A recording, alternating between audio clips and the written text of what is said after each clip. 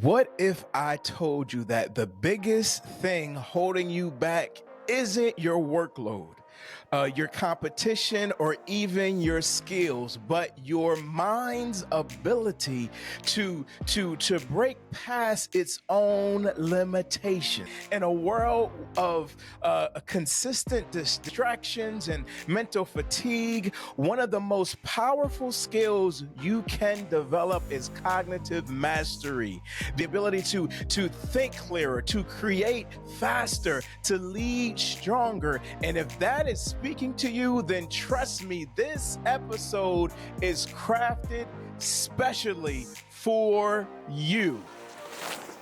What's good, Elevation Nation, and welcome to the Elevate It podcast, where it stands for inner tugging, that divine pull within, guiding us in self-awareness, relationships, and spiritual unfolding through inner work.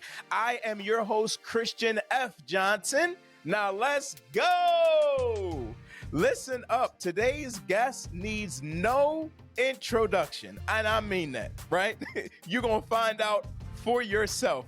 But you know me, I'm going to give you an introduction anyway, right? So he is an entrepreneur. He's a podcast host, a visionary leader in cognitive wellness and personal development, right? He has developed cutting edge tools to enhance mental performance and unlock humans' potential. And so his expertise is in cognitive strategies, digital innovation, and lifelong learning. He's helping individuals, leaders, organizations thrive in this ever unfolding world that is so evolving, quick, fast, and in a hurry. Elevation Nation, let's give it up for Tan Chrissis. What's good? What's good? What's good? Oh, good. Thank you for the intro. Wow. Unexpected, but wow. Hello, Elevation Nation. What's good, brother, man? How you doing? Really good, really good. What can I say? It's been one of those wonderful days that we wake up and we find out new things about ourselves and we move forward.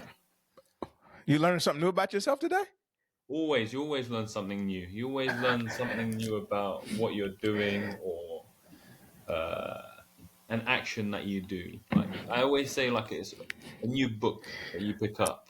You find out something, and I've picked up a new book, and it started making me think differently, like completely. It's all around, spiritualism. Where do we come from? Understanding ourselves, all of those aspects, but putting a scientific aspect to it, and I was a bit blown away by it. Well, listen, first off, you can't tempt the people, first off, all right? You about to detour this whole thing just by the area of the intro. So listen, y'all, the reason why I'm smiling, right? Because so Tan and I, we met in a master class, and then from there, we hopped on to a Zoom just to get to know each other a little bit better, right? So this is a new founded relationship, a new friend. However, when I tell y'all, this man quoted about 10 books just by a typical conversation. Like, my man is always reading, and I love it. And by the way, I'm still waiting on my email, so you can give me my reading list as well. You know, I didn't forget that, all right? So when he says I got a new book, I'm smiling because I'm like, that's the 11th one, right? All right, so I'm going to ask what this title is, all right, that you're reading right now, and we're going to see if this kind of takes us to a whole different realm or if we're going to go ahead and bring this in. So, you got it with you. Oh, he has it ready. All right, talk to us about that. What's that? So this is Stephen Hawkins, a British writer, but also physicist, and you probably know his story and upbringing. Yeah, and basically this basically asks about questions about the universe, like, is there a God, for instance? How did it all begin? Because we all talk about how things begin or what was out there. Is there other intelligence out there as well in the world? There's another aspect in it. Like, we think that we might be the only people, but are there other intellectuals out there? You know what that sounds like to me, right? Another podcast episode. That's what it sounds like to me. It's so like, what's inside? Is it what, like, the possibilities as well. Like, will the Earth survive? Should we colorize space? Will artificial intelligence outsmart us? And how do we shape our futures, like the future? Ooh. So Oh yeah. it Yeah. talks about all of these aspects, and I just think knowing why we ask the big questions, we need to figure them out ourselves, and it's those kind of things that I'm always looking for. Like, can we start answering them ourselves rather than waiting for someone else to do it for us? Oh, that's that looking within right there, right? That's that looking within. I'm huge on looking within. As I would say to my world, cooperating with the divine and just really realizing that there's a lot of schools, there's a lot of thoughts, there's a lot of opinions, there's a lot of research out there. But for me, some things have to connect with what I say my knower, right? And what resonates with me.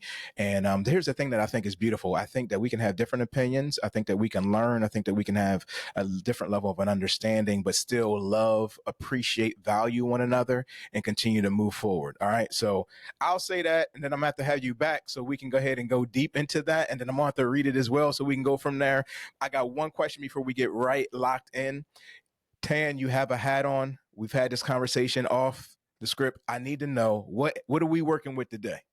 The lone wolf. The lone wolf. Give me a little bit of story about these hats. All right. So I didn't seen the goat. I didn't Yeah, seen what tell me about these hats real quick. What's yeah, going on? Because yeah. Every hat has its own mood, for instance. So, like, you've seen the goat. The goat, I always wanted to be like the goat. And plus I'm a Capricorn as well, so that's why I wear the goat. But then I always do numerology, or look at the Chinese symbols as well. So I have the cockerel as well. okay. Yeah, and then um, I have the mamba when I'm feeling a bit dangerous because it's one of the most dangerous snakes, And the lone wolf when I'm doing stuff by myself and on my own, just actually doing things and actually just getting into myself, like having a self day. So the lone wolf Oh, comes on. Black okay. sheep, black sheep, as I'm the black sheep in my family, so that's why I've always had the black sheep. And then, like, to have fun, it's became like this fun thing that people know me for wearing these hats. And then I've also got, like, you can be a bad boy sometimes. We're not, but you have like a bad boy side to you as well. So yeah, you've seen like some of them, but this is my extrovert way of actually having different hats that represent a different side of me. That's why I have them. Man, I appreciate it, man. So I just wanted to know what we was dealing with on the Elevated podcast today. For the listening audience, y'all got to catch this on YouTube so y'all can see my brother with his hats, man. It's really valuable. It's very powerful. So anyway, you are here. We are honored that you are here. I want to get right into this, man. Just a little bit about your work, what you do, how we got here. So talk to us a little bit. So with me, my journey into like cognition, mindset training has always been like a personal growth, like starting myself internally and deeply realizing what was really working for me as an individual. I didn't come from any circumstances that were high, or how can I say it to you? My mum passed away when I was 3. My dad came over to the UK from Greece as a migrant, and he worked his way through different areas of different businesses, from being in the garage to being an ice cream man to making different sweet factories, popcorn factories, all of this. He was always entrepreneur and always hustling. But from my aspect, I never had anyone to look up to or be around, because my step family was never around. I just used to call it like my father's wife, basically. Yeah. It was that kind of level. But I never allowed any of my things, my difficulties, to turn my mindset around. So I had to build thick skin from the beginning. And I never wanted to stay in the position that I was. I always wanted to search of how could I make myself better? What could I do? What was areas that I could improve on? And I used to always do that. Like the realization to dedicate my life to understanding these things, because you actually have to understand your own emotions, what your limiting beliefs are. And if you play the victim, you'll always have those kind of emotions, the struggles, with roadblocks, and they'll keep you in those kind of barriers, and you cannot break through them. But if you have a learning from your own experiences and doing deep research in yourself, it actually then allows you to do frameworks that you can then use, and things that can help you rewire your own thinking, break down the way you have self doubt, or you create a mindset that supports success rather than self sabotage. And I've always done that. And after mentoring so many people, um, I've been in finance, been in telecommunications, been in insurance, but I always used to mentor people. So I'd bring someone underneath my wing and mentor them. And the mentorship program gave me something from it. I was in the corporate life, but it wasn't never fulfilling. But I always wanted to give back to society, give back in a way. And Mhm. those 1 hour sessions that you mentor someone, show them a different technique, build a different aspect to their life, it gave me something. I then went through this for a few years. So I had my own businesses. I worked in the corporate world, but mentoring and coaching people was always in the background. It always was in and around. 2023, I met a really cool gentleman named Wes. He was an amazing guy. Very much an introvert, on the spectrum, yeah, but said things as it was. And I love people that just say things as it was. He never Didn't sugarcoated. sugarcoat it. Yeah, never sugarcoated. Like growing up in the 90s, we had everything. We had everything said to us. There's nothing you could say to us that would offend us. So Yeah. that was refreshing. I was just frank with him, like, this is this, this is this, you need to do this. And he was like, oh, okay, wow, like you speak my language. So, and he found out that I was doing this mentoring program, and he saw that I was mentoring other people. And he asked me one day, like, do you mind doing some reverse mentoring? I know you're a leader, but I'm a CEO of product, and I would like to understand from you, what do you do? How do you shape your life? Because Mm. with dyslexia and ADHD myself, so I have like different protocols that I follow, just to help me along. So if I see things, you can then actually, the frameworks that you've built for yourself, you can share with other people. Yeah.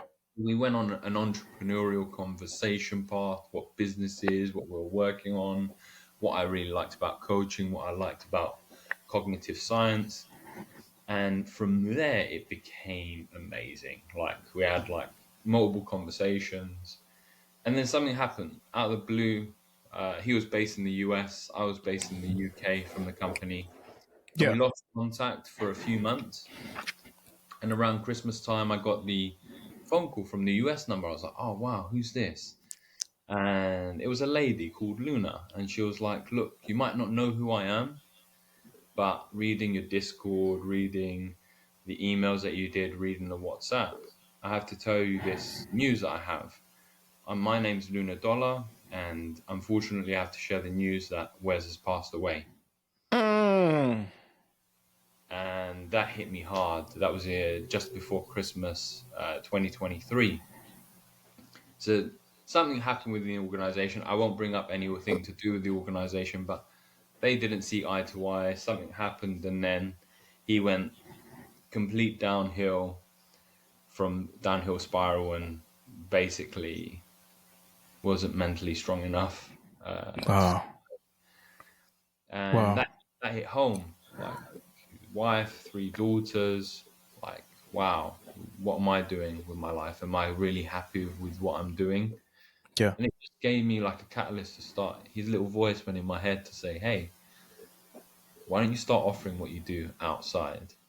Yeah. Give someone the opportunity to actually sit with you and see what you do and have you um, educate, coach around this space. Yeah. And that's when I started it. Early 2024, I left the corporate life in March and just went on this journey of becoming a coach, um, shaping people's futures. But I've always read loads of books, as you know. Like I've always got a book in hand. And when you learn from these books, you can learn techniques Yeah. that you can then reuse. Like, Yeah. but always reread them. I think Yeah. people pick up a book and read it once. Yeah. I always say to someone, read it twice, read it a third time, because you're a different individual after you've read it. So you're saying like you can't treat it like a shotgun where it's just, pow, and I'm done. No. That's good. That's good. That's good. You said something I want to go back to, because you're talking about, so pretty much, somebody you're doing life with, a client, and you're, doing life with them, and, unfortunately, God rest their soul, and my heart goes out to their family, but it just hits you in a different way that you can be, producing great numbers. You can be leading an amazing company. All this forward facing things that can be taking place and doing it. But, if you're not careful, dealing with your mental awareness, your mental health and well being, you can be at a place where you are surrounded around people, but still feel lonely. You can be the one that's called on. You can be the one that's dealing with all these situations, and then be caring for leading other people. But that's why I love the fact of what we do as the area of coaching, of the inner work to look within, right? And so Elevation Nation's listening, and watching even right now. And I think a lot of us in some way, shape, or form can like identify with these mental boundaries, so to speak. I'll say that, right? Whether it's self-doubt, distractions, burnout, like that's real as well, right? So Hmm. what would you say are some key strategies or factors that we can use to rewire our thinking, and break through some of these barriers? So I think for me, one of the biggest things I've learned is that your mind can be your greatest asset or your biggest enemy. And mental Mm. aren't real. They're just stories we tell ourselves and shape. And it's usually shaped by fear, doubt, past experiences. Hold on. And So I missed the one person. You said what? It's not real? like mental barriers, these are not real. These are just, Oh. they're like your biggest enemies. Basically, they're not real. They're basically just stories we tell ourselves. Um, and they're usually shaped by fear, doubt, or past experiences that we've had. You know, like someone telling you you're not worthy or you can't do something, or you say that to your own self, like your inner self. You don't listen to your inner self, and the key breakthrough is awareness. Once you can see how your mind is working and if it's working for you or against you, you can start reviving it. Now, for distractions, I believe we live in an age of mental overload currently. Like we're overloading. I think the 90s and the early 2000s was the last years that we didn't have such a mental overload, and people like are struggling with focus, Yes. not because of lack of discipline. I don't think it's lack of discipline, but Okay. because they haven't trained their minds to operate with clarity and intention. Basically, the way I see it is, I practice and teach deep work, structured thinking, and being mindful, but mindfully aware of what you're doing. And these Hmm. tools that you can help cut through the noise and regain control. And the other aspect that you turn around and said is burnout. Burnout is another big challenge I see, especially for entrepreneurs and high achievers. The truth is, burnout isn't just about working too hard. Yeah. It's about working without alignment. And when your work drains you, you Yeah. rather than fueling you as an Yeah. individual, it's a sign that you're focusing on something that's not giving you the correct level of energy, or maintaining Wow. you to be at peak Mm. performance without sacrificing your well-being as an individual. Yeah. So I've heard the term mental fatigue. Is that real? Like, is that, or is that not really a thing? So mental fatigue for me is because you're doing something that you're really not enjoying in life. So it Okay. becomes a fatiguing thing. It's not a You're doing a job that is just a routine. It doesn't give anything to you mentally. It doesn't give back. You're not getting anything out of it. And there's where you get mentally fatigued, because in your subconscious you're always building that thought of, "Well, I'm not doing anything. What am I doing with my?" Mm. You'll go through 40 years of your life working for an employer or someone, and then you think, damn, what did I do with my life? Did I create any moments? What, all this material aspects? Why am I carrying these things? And then Yeah. that actually drains you. You get into a day as well, a routine. Your routine's the same. You don't change something, so your brain's not training itself to do something differently. And that's where you get fatigue. It's not fatigue of the work you're doing. You can easily do it, but you're not changing your brain to do anything differently.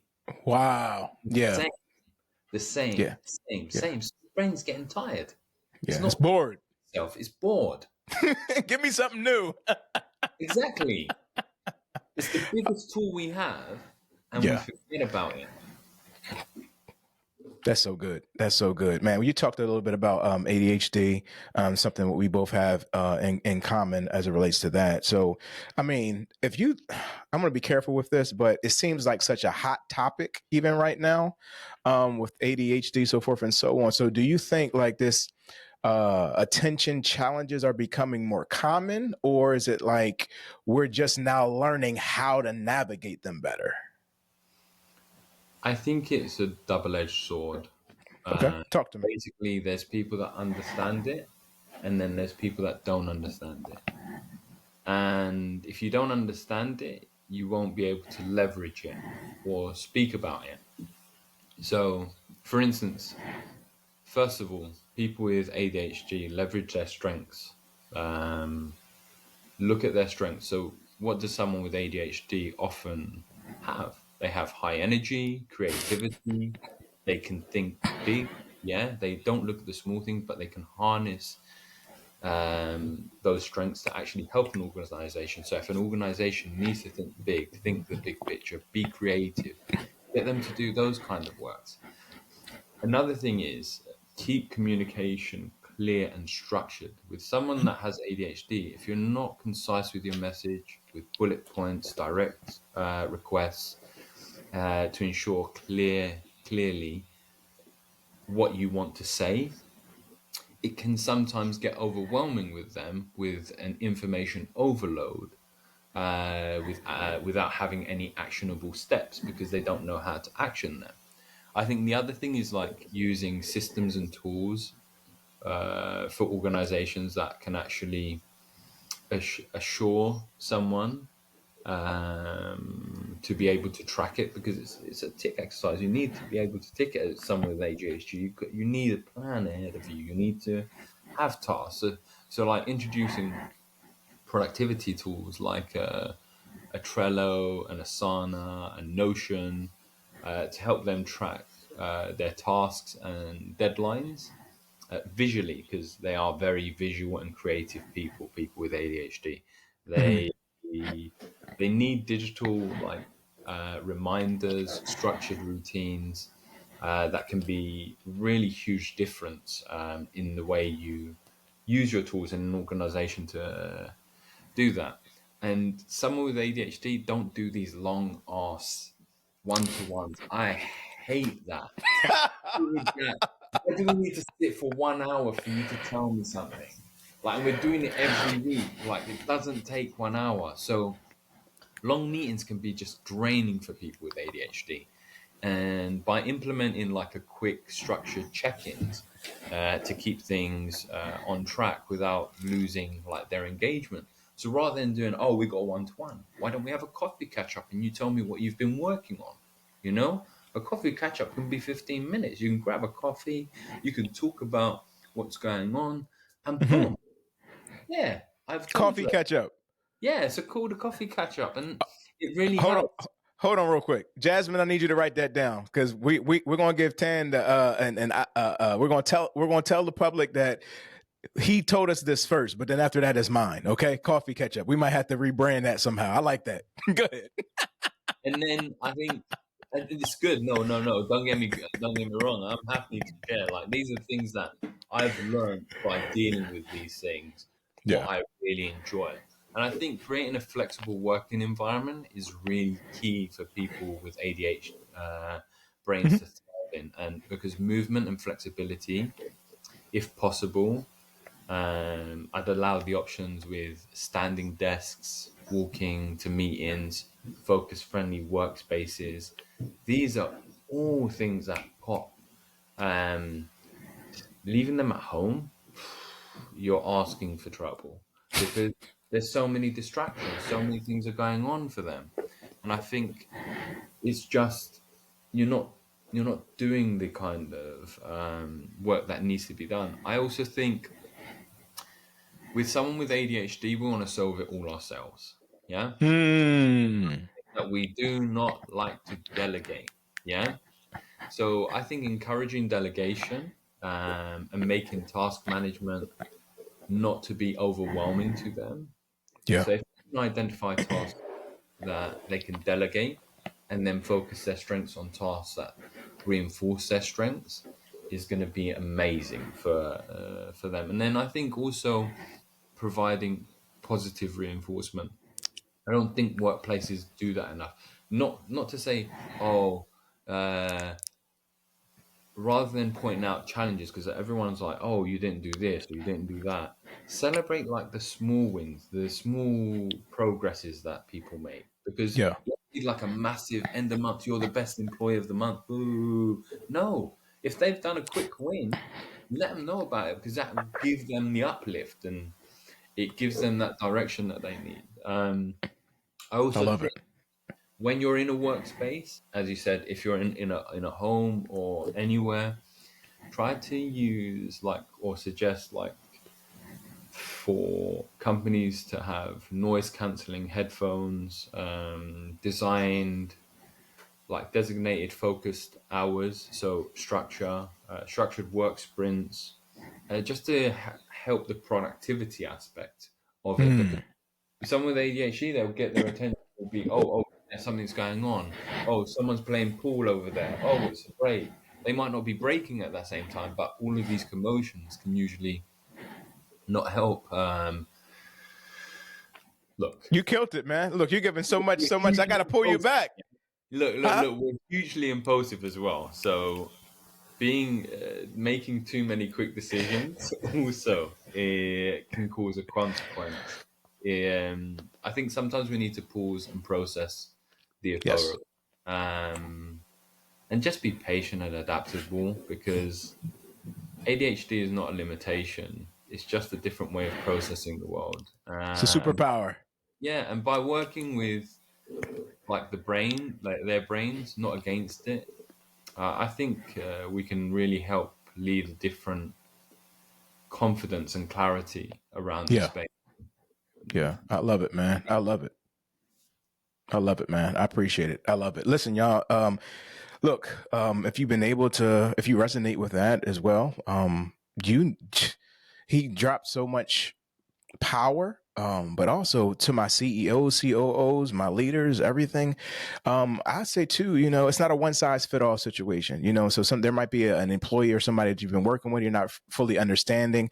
I would even say this too, for me in this day and time, um, hourly pay as opposed to contract or just getting things done. That is the biggest thing I'll say from the ADHD, even just mine. Like to me, sometimes it doesn't compute. Like you want to pay me per hour. Like look at the area of the value, because what I can also get done in an hour versus somebody else, like it's not even a comparison. I could literally knock out a lot in this one time frame. And so that flexibility is very, very unique. And so when you trust somebody, you understand micromanaging somebody with that's not that's not going to work too much as well. So I'm just saying, if you're watching, you're frustrated, you don't understand those things, tap in, do your research, talk with somebody, and I would say just be flexible, because I promise you though, you can get somebody who just really understands and they can just run with it.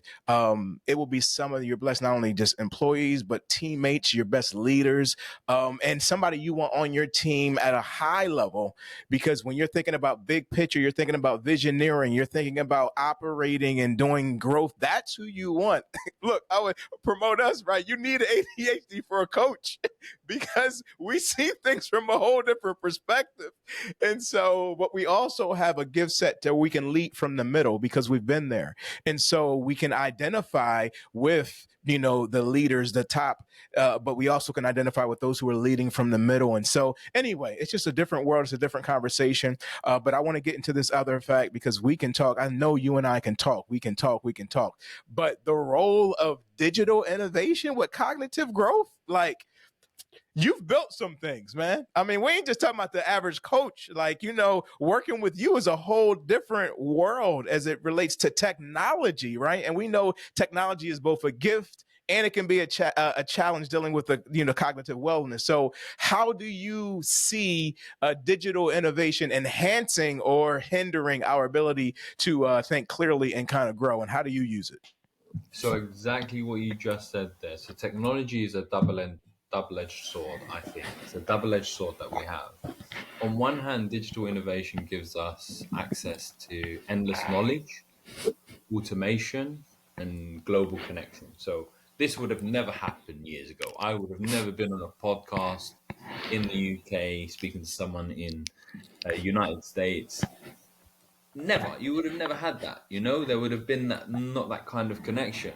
But I think on the other hand, it creates constant distractions. It shortens attention spans and information overload. So for me, the way I look at how it all comes down is how you use technology. If you let it control your time, your attention, and your emotions, it becomes a mental drain on you. But if Hmm. you use it intentionally as a tool for learning, growth, and efficiency, it can enhance your mental clarity and performance. So Okay. personally, I set restrictions with technology, like structured screen time, deep work sessions without interruptions. I don't have any of these notifications pop up, none of that, nothing that distracts. Have Really? no content consumption. So about having that content consumption is really key. And instead of letting my phone dictate my focus, I use it as a resource, not as a distraction. And I also teach my clients how to create a digital environment that supports clarity rather than chaos. Now, Mm. now talking about that, I love technology, and you know me. So Yes, sir. Come on. we're going on technology. I can show Come you. on. Come on. Let's go. I use wearables with my coaching. Now, a wearable can be many things. I think people use the Whoop, the Ring, but I use these. This is called a crown. Hmm. Crown has is different cognitive receptors, and this is just as powerful as a MacBook. But what this gives me is when I'm training, what level of focus someone's got, what level of Wow. attention, um, how are they feeling? Are they stressed? Are they excited? Is there interest in what they're doing? Is there engagement? And then from there, you build out different ways you coach people.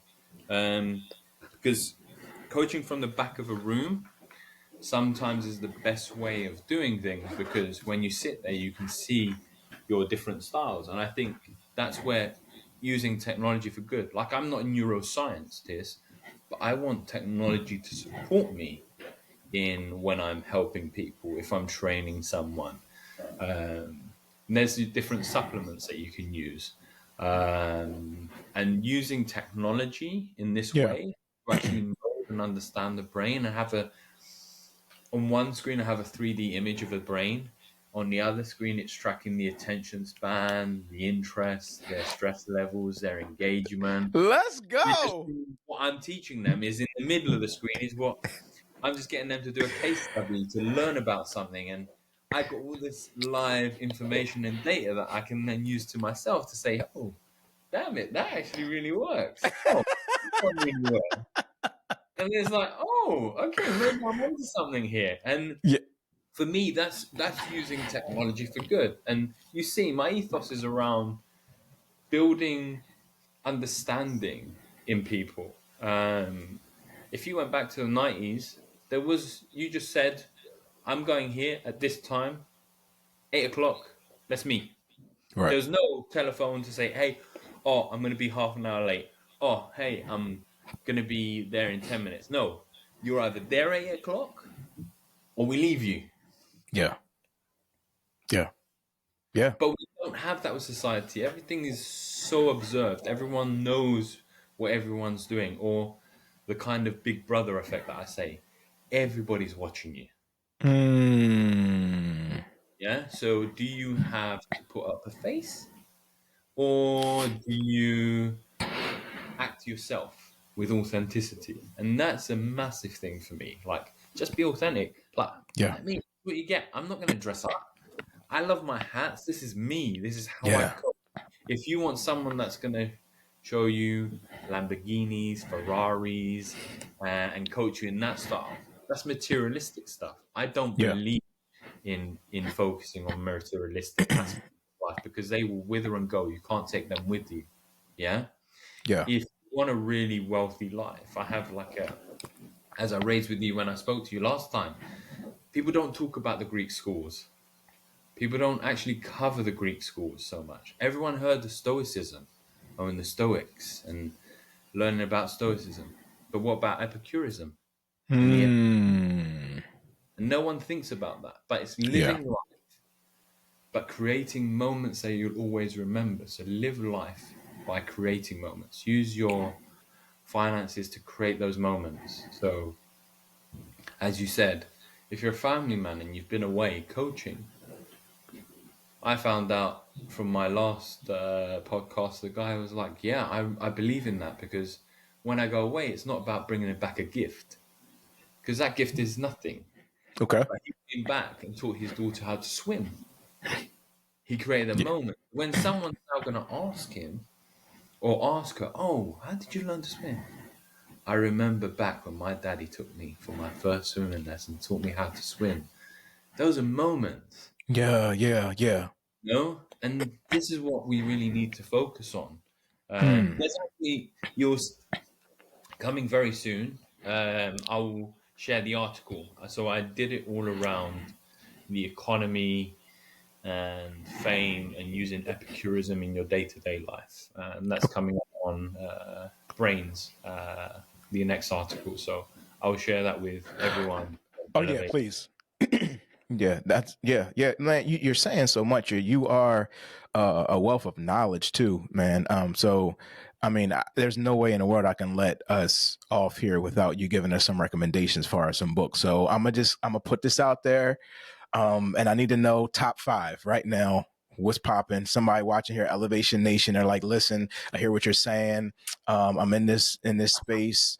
And give me my top 5. Listen, y'all, he left the ring. He left the ring to get your books, y'all. Top Yeah, you said 5. Top 5. He's coming from there, right? To take us beyond these boundaries, training our mind, peak performance, creativity. Talk to us, Tan the man. What is top 5? So for me, you have to work on everything. There's not like one thing. And I'm a massive fan of Robert Greene, everyone goes to the daily this and that. But no, Daily Laws is Daily amazing. Laws. By Yeah, who? Robert Greene.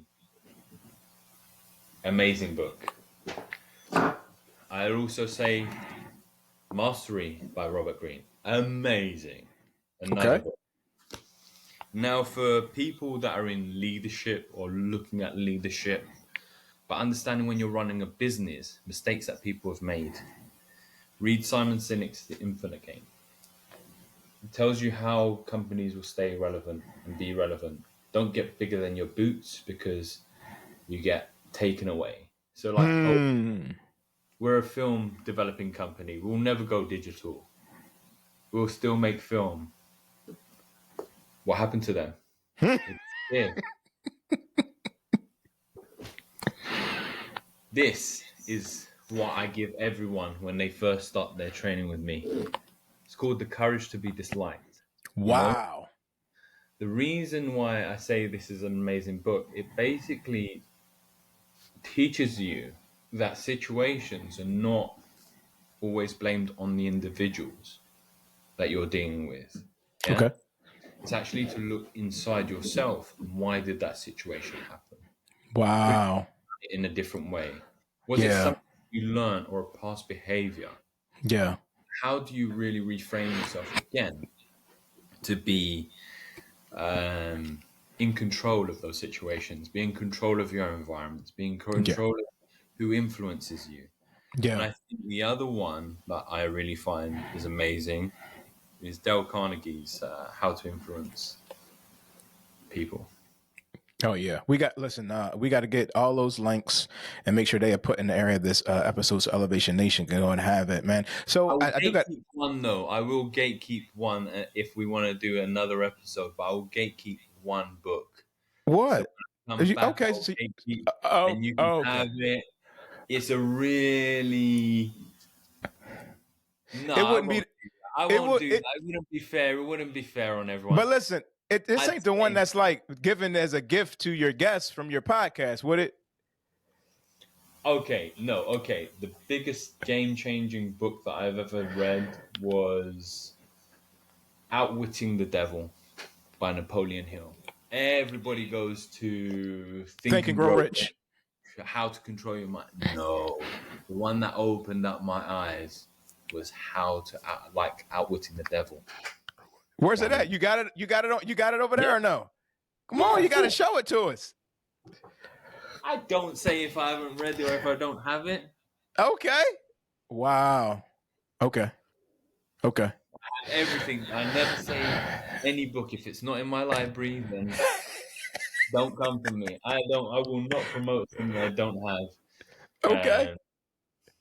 Man, I appreciate that, man. Elevation Nation, look, we got to get the books.